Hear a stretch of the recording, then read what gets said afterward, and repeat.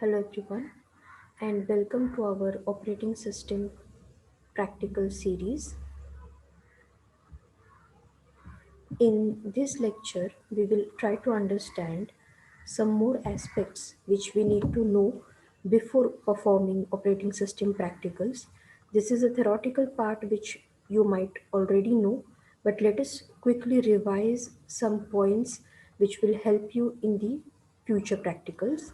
So the first thing which you should know is command line arguments, and the second thing which you should know is some of the file handling functions.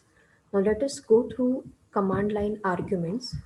For understanding what command line arguments are, you should first know what is a prompt, what is a DOS prompt, what are arguments. Inside argument, you should know two parts which are very important, and we will be using this part throughout our practicals. The first part is argument counter, and the second part is argument vector. So now first understand what is a prompt.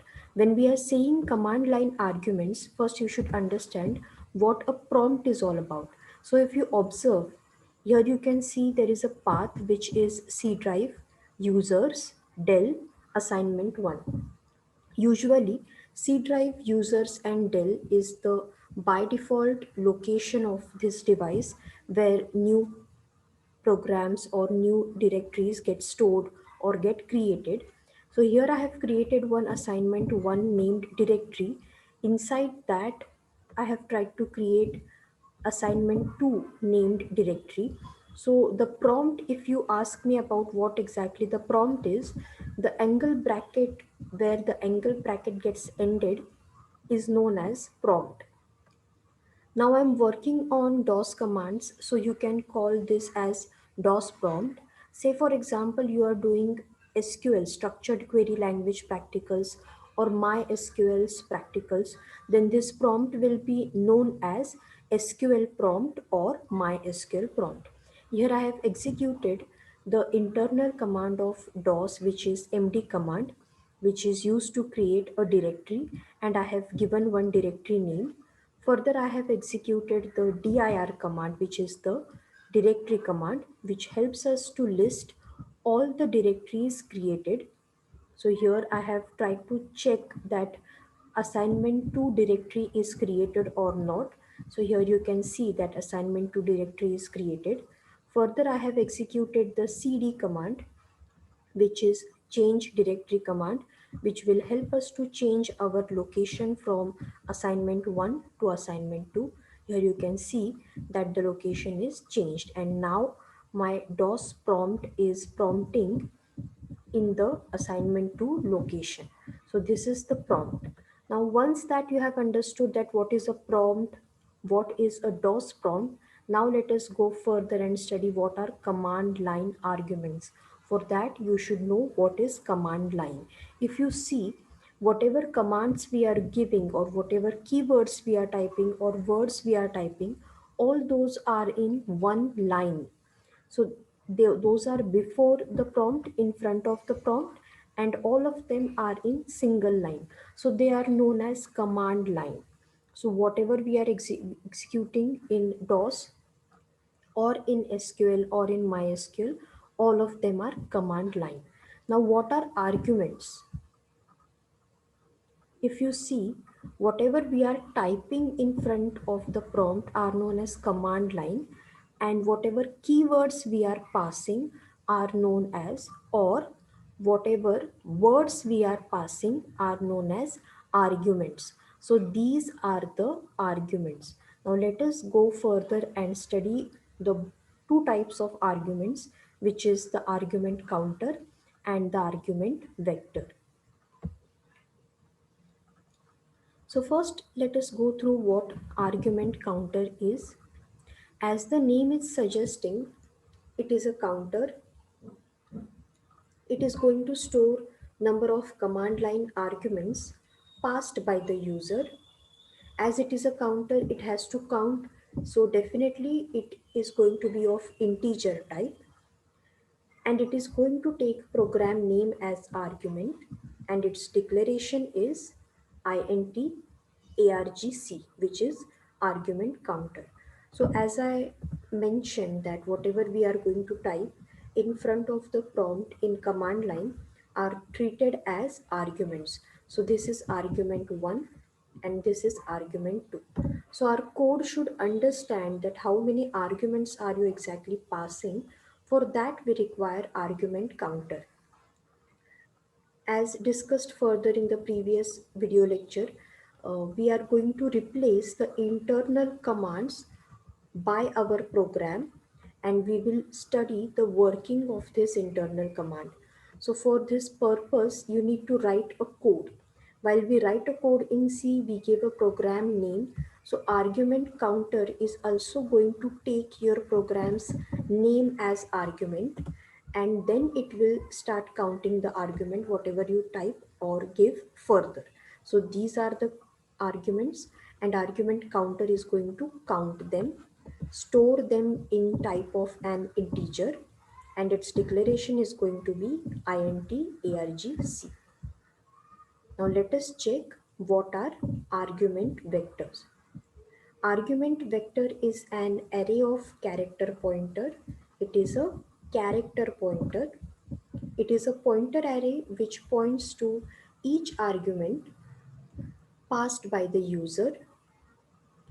Its declaration is going to be of data type, which is the type character, star, argument vector, and square brackets. As it is a vector array, we all know that we start counting our array from position 0 to position n, or from position 0 to position I. So the zeroth argument, the argument vector 0, is always going to be the program name. And argument vector 1 onwards, everything is treated as command line argument. So here if you check, here our argument, if you need to count your argument and store them, counter is going to count them and vector is going to store them and point towards them. So here the zeroth argument is going to be considered as the program name, and we will start counting our arguments from position 1. So here number of arguments become 1 and 2. So the number of argument is 2.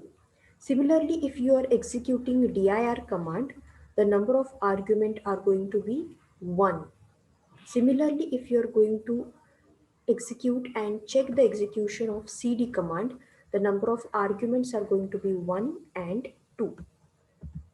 So this is the basic two things which you should understand. The first is argument counter, which is going to count the number of arguments passed by you, and the argument vector, which is a character pointer.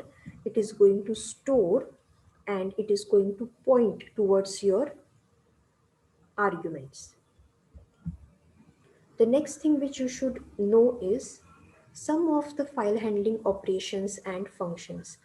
So let us quickly get a overview of what functions we will be using.